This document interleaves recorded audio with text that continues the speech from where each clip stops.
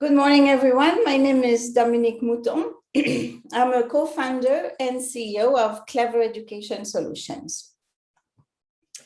Many of today's entrepreneurs and free thinkers recognize the influence of their Montessori education on their adult life. That's why we are developing a solution to free up time for Montessori teachers and administrators to mold the entrepreneurs and influencers of tomorrow.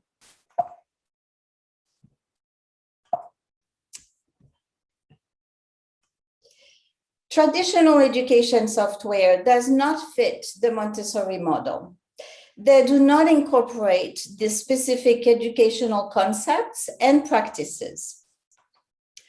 Administrators and teachers we've talked to feel frustrated because they have data on multiple systems that are independent from each other. Maintaining data accuracy everywhere at a given time is a challenge. That's really frustrating to parents too. Today's parents expect efficiency, especially in a private school setting. They want their tuition dollars to go into their children's education, not to support obsolete administrative practices. Our system is a cloud-based, single sign-on, modular system built with Montessori-specific features right from the start. It provides continuity throughout the student life cycle, from application to alumni. With our system, everyone works from one central data source. Data is entered once and the updates are in real time, no matter which module you work from. It's easier for teachers to plan and record student-specific lessons and to build also child-specific progress reports. Parents enter and update their information and easily access their child's progress. At the single point of entry, the email address is tied up to the role the person holds. Log in as an administrator, the person can easily navigate through the admission steps. We use a configurator to customize the admissions process specific to the school. You can easily remove or add steps and documents. We access individual student information with all their specifics, such as approved pickups, emergency contacts, and health data and vaccination records.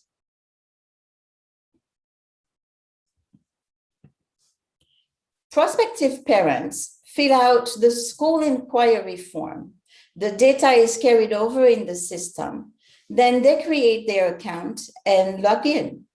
They land on the admissions page if their child is during the process of admission, and then on the parent homepage once the child is enrolled. Logging as a teacher, teachers take easily attendance and also plan for lessons. They can also upload classroom photos that can be viewed by the parents. As you can see, our system is designed to be easy to use and to navigate. Our competition comprises some products that cover various administrative functions, but they are not Montessori specific, and they don't offer a Montessori learning management system. There are a few Montessori LMSs. However, those provide very limited administrative functions, such as a student information system, and no fundraising and tuition management options. Most of these Montessori LMSs are the brainchild of Montessori teachers whose experience is in the classroom, but not in school administration. One of our competitive advantages is our team experience with Montessori. I am a former Montessori teacher and head of school, so I not only know the Montessori principles, but also school management. There's a former Montessori student who is a database administrator and with whom I worked for 7 years. So she and I really lived the same pain points our customers are experiencing. There are also 2 Montessori dads. One is a software engineer with tech expertise, and the other is a business operations professional. Both of them have previous successful entrepreneurial experience. Since December 2019, we wrote our business documents. We participated in CED's incubator program in RTP and received a microgrant from NCIDEA. We are currently working with 4 schools that are testing our MVP. For the 21-22 school year, in addition to our MVP schools, we are targeting an additional 14 paying schools and 43 for the following school year. Over the past 12 years, there has been a 5% annual growth average of the Montessori movement worldwide. We have also seen corporate initiatives to provide Montessori daycares to employees, such as CA Technologies, and in Raleigh, SAS, and Bandwidth. Our projection is to acquire 1,800 schools by fiscal year 28, with a projected revenue of $6.9 million. The focus of our marketing approach has been on my professional network, which has led us to the 3 schools testing our MVP. In turn, they will introduce you to their network. This winter, we exhibited at 2 national Montessori conferences, which provided us with visibility and generated interest. These conferences led to several demos. This is how we founded our 4th schools that is testing our MVP. Last week, we presented to a group of school administrators under the umbrella of the Association Montessori International. We sent out a monthly newsletter with opinion pieces as well as resources for administrators and teachers and product updates. We regularly post on social media. We have done some email campaigns, especially for North Carolina schools at the beginning, and now we are enlarging our reach as our database is growing. Looking forward, we will focus our effort on exhibiting at smaller regional conferences. From my research, many organizations will be offering hybrid format for the 21-22 school year. So we welcome the opportunity to finally have direct contact with schools. Our revenue model is a monthly subscription. It positions us within current market pricing. Our objective is to reach profitability in fiscal year 25 and evaluation for potential exit in fiscal year 28. To develop our entire vision, we need $720,000. So far, we've raised $96,500. So we need to raise another $95,500 during fiscal year 21. We are bootstrapping until we can demonstrate traction with paying customers. And then we'll be turning to the angel investor community, as well as seeking additional grants. So we would greatly appreciate any advice and support in the area of sales and marketing, particularly. 2 areas where our team doesn't have expertise. We have been doing lots of research, from content marketing to social media, SEO, sales funnel, etc. But we could certainly use coaching in these areas and someone with whom we can bounce ideas off. We need explicit feedback in addition to the analytics that we have access to. So thank you very much for your time and attention. I look forward to answering your questions and receiving your advice.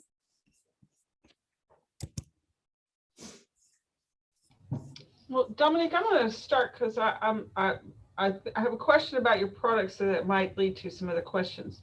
I get the administrative part, it's admissions module. I like the contact. I like how a parent could go in and update that, that kind of thing. And then you were talking about the part where like they could see photos of what was going on in the classroom. Yeah.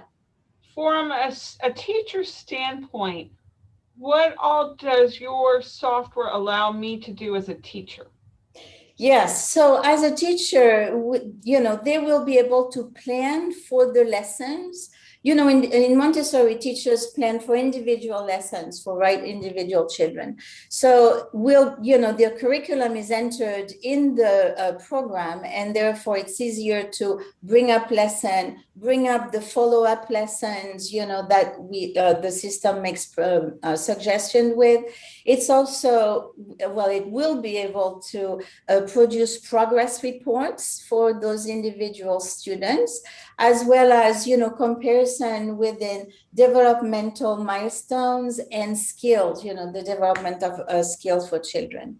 So that is, of a really help for the teachers, because at the moment they spend time doing this on paper, on a weekly basis, or sometimes on a daily basis, depending on how the children progress, in the classroom. So, in the old traditional way of school, you have a kid who goes off to school, they bring home their papers for parent to review or to see at the end of the week or daily, depends on what the instructor wants. And there might be some times where a child's sent home with work. So if I'm in your software and I have a child who is absent or out for, say, a week because of illness or something of that, or COVID, right. Is there a way for me to communicate the assignments to the parents or the activities we're supposed to be doing? And is there a way for me to share with the parents directly without having to rely on Johnny taking it home to show the parent? Is there a way for me to communicate and show them their progress and their work? Right. Not just write it up, but actually show them.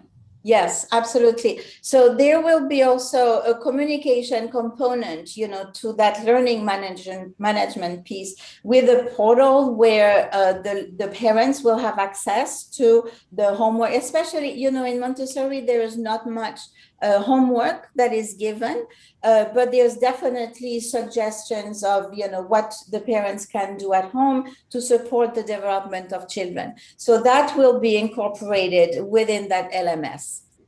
Especially if a child is out sick or because of something that prevents them from going, you don't want them to get behind. That's right. Absolutely. Yes. And I think that's really, frankly, a benefit of COVID, because it has, shown the importance for parents to be able to access, this type of information via a virtual platform, which, especially in Montessori, we didn't have not only the product, but even, the awareness. So one follow-up question. I noticed that you said that you have certain leads or contacts and you do demos.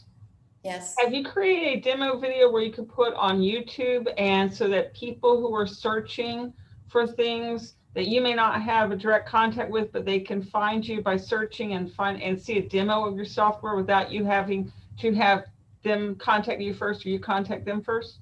Yeah, so we're starting to do that. One of our partners, actually my husband, is developing those videos so that we can, post on YouTube, but also snippets of demonstration on the website as well. And I would strongly encourage that, because as a person who often gets, in my role here at the college, that gets invited to see presentations, it's one thing to see it when you're right there in front of me and all this, but sometimes after you leave, we want to go back and watch something again or see that piece again, or we weren't quite sure about something. And it's a really good way of leaving that lingering business card, if you will. That's right. And I don't have to know you personally or know your network to find you. So yeah. I would strongly encourage you to get and put something out on YouTube so people can find you, because that is where people go when they don't know how to fix the refrigerator or change their tire or whatever. Everybody goes to YouTube. That's right. That's right. Absolutely. So, But we'll open it up to the group now. Anybody questions, comments, suggestions?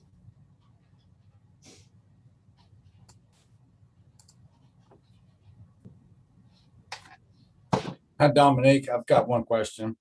Hi. What type of grants are you researching currently that may be available to you for additional funding?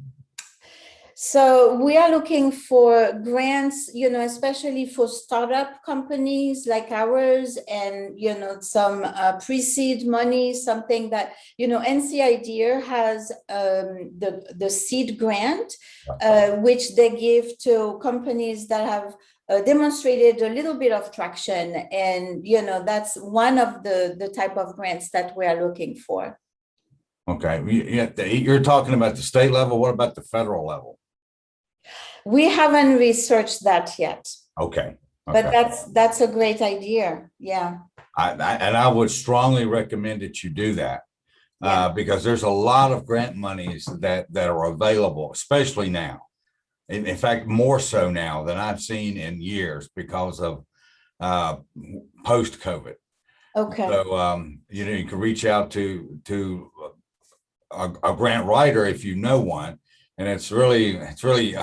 We had a business on here a few weeks ago that was looking at grant writing, and I can tell you that is a huge plus in any business corporation right now is grant writing or grant writers, and then the research of grants. And I offer that to you because that is low hanging fruit, right? But you got to apply. Yeah, absolutely. Thank you for that. That's a great idea. And I'll echo that, especially after post-COVID-19, people realize you've got to have some software that can help you facilitate things just in case. And it really helps when you have programs like this because, North Carolina, we're in Hurricane Alley. You've got people in the north who are in bitter cold.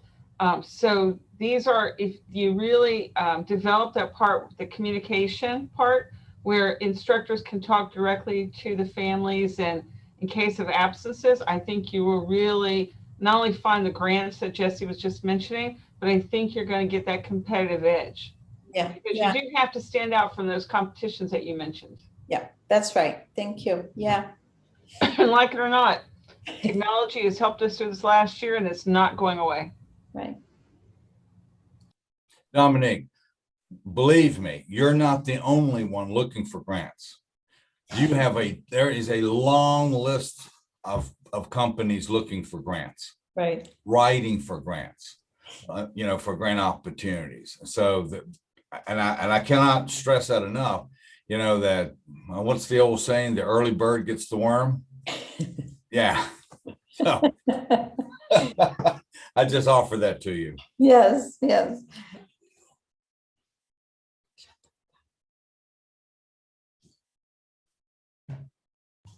So other than the people that you already know, how are you networking? So, now that we are, I think, in a post-COVID, situation, it's going to be much easier to have access to those smaller conferences that I was, talking about. And that one-on-one, that person-to-person relationship will be easier. There's also, expanding the network through the national association, like the Association Montessori International, which contacted us a few weeks ago and wanted to help us get in front of those administrators. So the presentation that we did, and as an organization, they are looking for companies that they can not certified, but recommend, to their constituents. So if we were able to, be one of them in the realm of administrative software, that would obviously open us, more doors.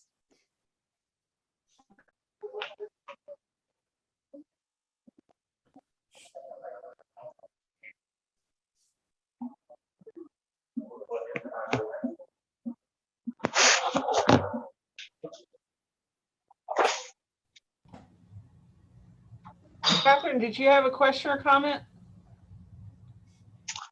Well, I wanted to know how do her product differ from the public schools? You know, I've seen it, and it's like the public school, you can do the same thing with their program for as the students, getting their profile form, looking up the grades and everything. Because I had kids that was in high school, in grade school, and now their program they don't do a lot of paper and pencil.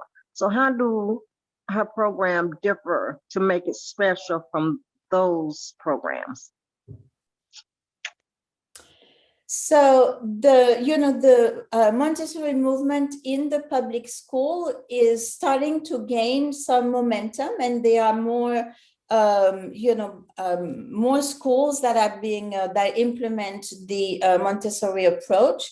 But we haven't yet, reached out to those, schools that are in the public school domain.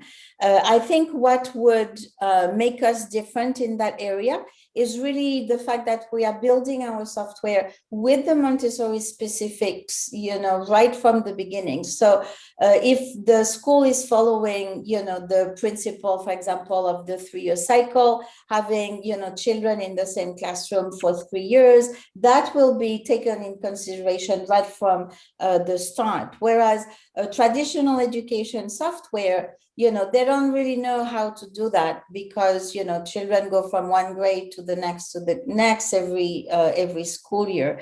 But that is not an area that we have started reaching out to yet. Okay.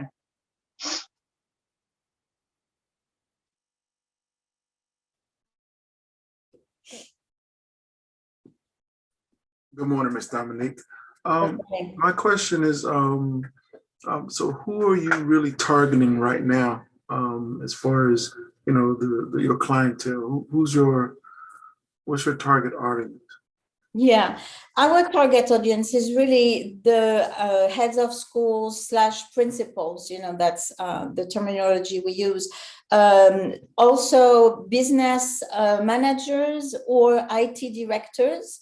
Those are really, but at the end of the day, it's, the head of school that is going to sign the contract and write the check, right? So that's really our main target audience. The influencers, are also teachers and parents as well to a lesser degree. But, when there's a group of parents who may have found something that they like, they know how to get their voices heard, so those are our influencers and teachers as well. But, ultimately the heads of schools are the ones, writing the checks. Are you looking at daycares, preschools? What types of organizations? Yeah, so that's definitely, in the plan once we have developed our, Montessori software a little further, because I believe that our program will be easily adaptable to traditional, daycares as well as small independent schools, and as, I also believe as after school programs and also small nonprofit organizations. I've heard from, a couple of different people.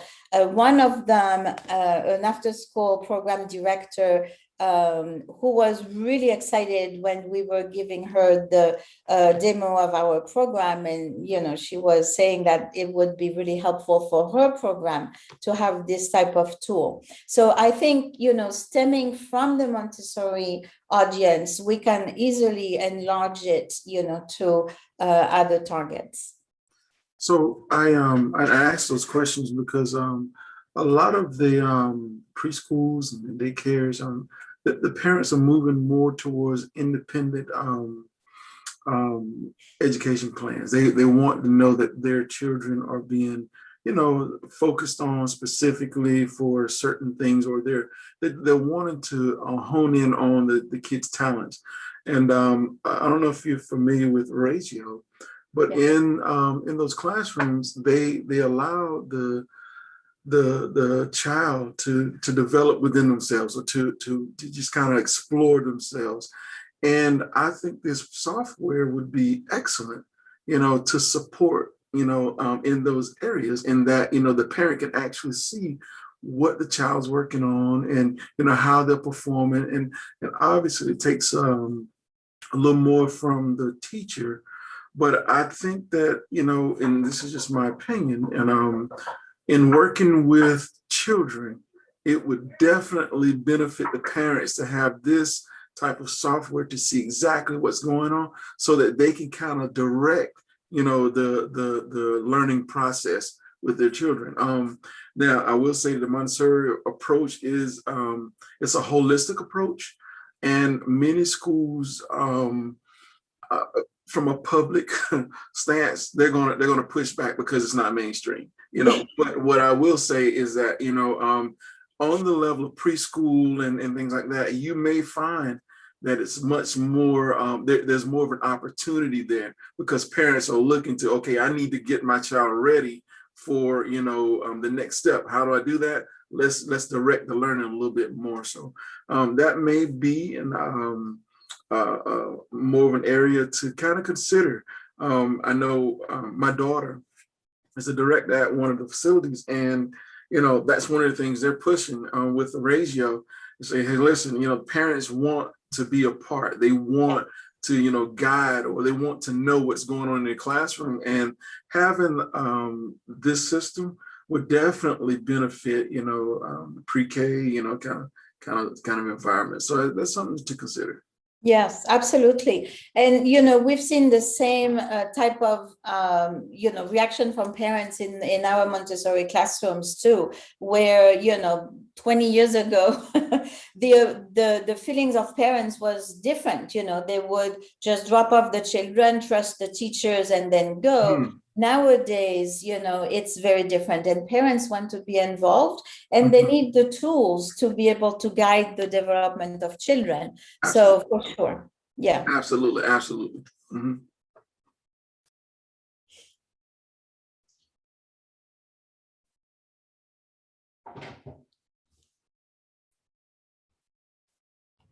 So one of the things that I think you need to be prepared for, if you're not already, is making sure that you have, I'm assuming, do you run this software off of your computers, or do you give them the software run off their computers? It's actually in the cloud. So we use, there's a cloud server on AWS. Okay, because one of the problems that we run into is storage space, because as we continue to grow, we continue to use new things like the video conferencing features and stuff like that, and it takes up more and more storage space that we get charged for. I assume that you have a sliding scale for schools with the amount of space that they take up. So because we, excuse me, it's a subscription model that is, per student.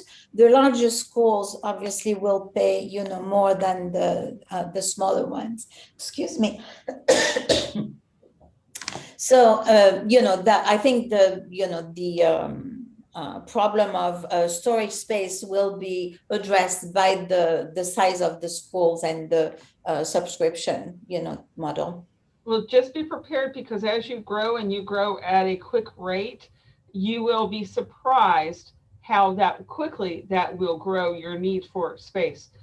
Even when you start opening things like the communication pieces and stuff, and people start uploading documents, you're going to be surprised, especially if they're putting video in there. It's going to really grow quickly, your need for space. Right. You got to make sure you factor that into your costs, that is going to be an enormous cost you're going to have down the road.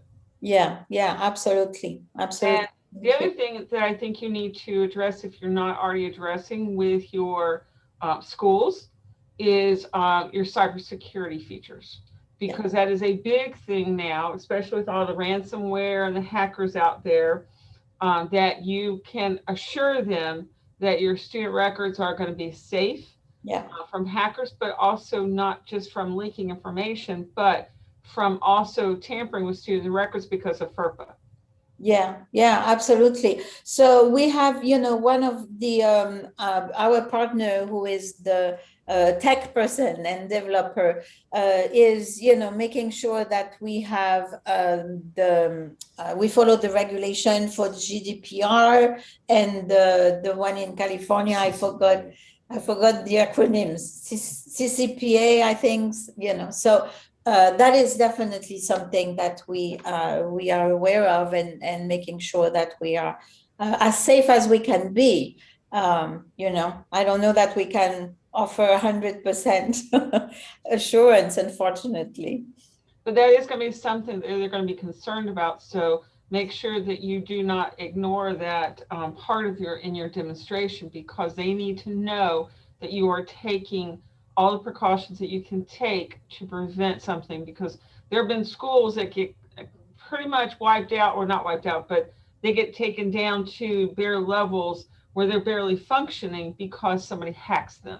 Yeah. And that disrupts a lot of things when you can't get into your student records and equipment. I mean, even knowing who can pick up a child is in there. Yeah, so absolutely. It's something you need to reassure your clients or your potential clients that you have factored in cybersecurity. Right, absolutely. Yeah, thank you. That's a good reminder. It is on the rampage now. I mean, we're required here at the college to undergo cybersecurity training several times a year, just to make sure that we are doing what we can do on our side to prevent a hacker from coming in. Yeah, wow.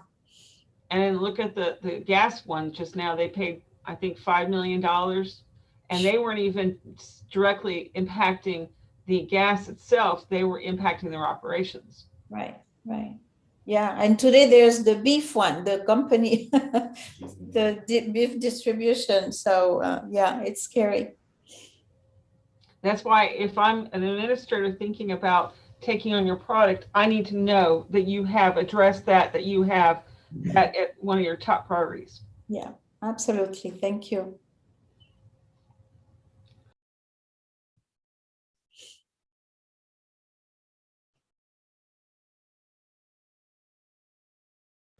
Other comments, questions, considerations? It's a quiet group today. Dawn wants to know, how far along are you in development, and is it in a school already? Okay, so we have developed the admissions and the student information module. So, I would say 75% of both modules have been developed. And the product, our MVP, is being tested in 3 schools, actively in 3 schools, and in a 4th one that is starting out. So that person is, going to grow as she grows her business. She'll be using our software more. We are launching in the fall, so for the next school year, additional features, especially the specificity of the application form and the inquiry form, because schools have different forms that they like to use, and therefore we are providing them the possibility of making those forms as specific as they want them to be.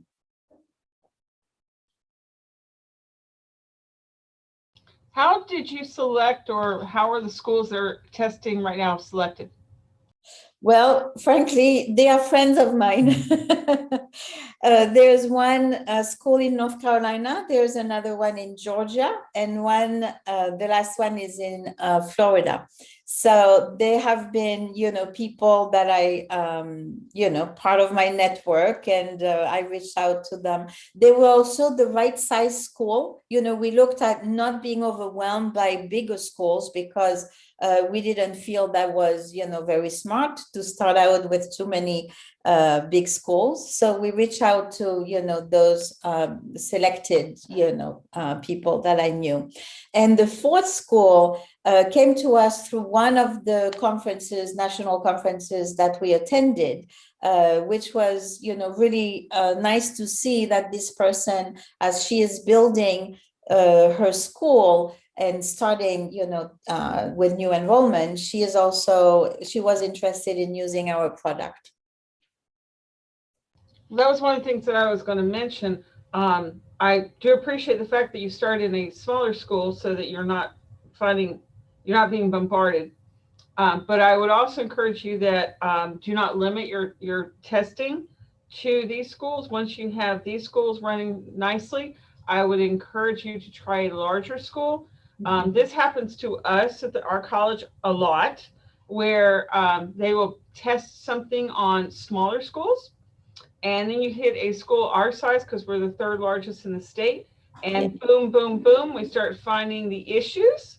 So I would, as you get this group going and you can market more to this size school, go ahead and start testing a larger school, because some of them, if you make them a test, are more likely to take your software on. But you need to find out, when you have different kinds of schools that operate in different ways and are different sizes, that's where you truly test your software. Right, absolutely. That's absolutely true. We also were, very conscious about the different geographical location of the schools, because they also have, different regions do things a little bit differently. So we were, intentional about reaching out beyond North Carolina. So just continue that variety. And then, as you've got it on this level, move to the next level, move to the next, because the more you can show you're diverse in terms of your size, the way they run their schools, the setups, the more you're going to attract people. Right. Because if you're a large school, the last thing you need is somebody to bring you a software that's never been tested or tried or something, and they get a hold of large school and it's like blowing up. I mean, we're testing software right now that at our college in the summertime, because the summertime is a much smaller semester than a fall, because with the problems that we've already encountered in the last week, I wouldn't imagine what it would be like in a regular fall semester. Right. So, but yes, I absolutely agree with where you're going with this. So, you don't want to start with a huge one, but at some point you got to venture into that field and take the potential hits, because you're not going to be able to market as easily to those larger schools unless they know it's been tested somewhere. Yes, absolutely. And, one thing we found out with those larger schools as well is that they were looking for a product that was more further along the way of development. Right. So because they didn't want to disrupt their operations with something, like you were saying, that is, too buggy or doesn't have all the features. So that's also why, we started with those smaller ones. But you're absolutely right. Now that we have, gotten used to and put in place, the systems that we need to support, the smaller schools, we need to go in the bigger pond. And I'll go ahead and jump ahead of Jesse, who is about to say this, I'm sure.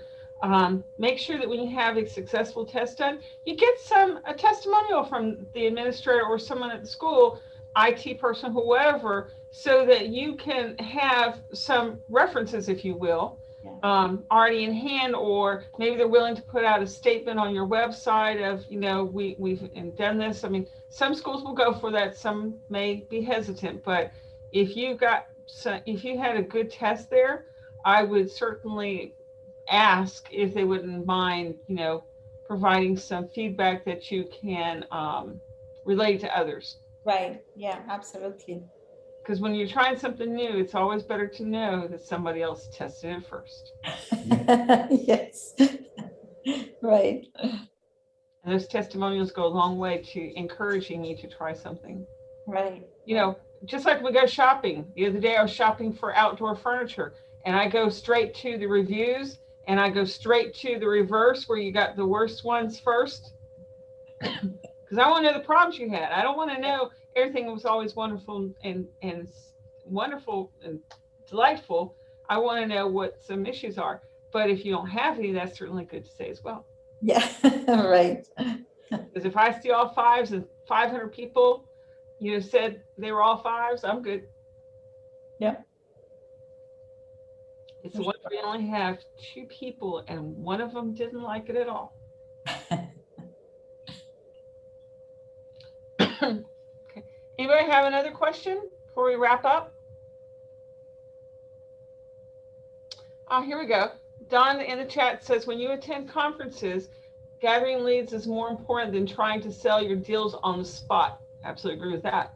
Have a conference special and get as many interests as possible and have a follow-up process. Yeah.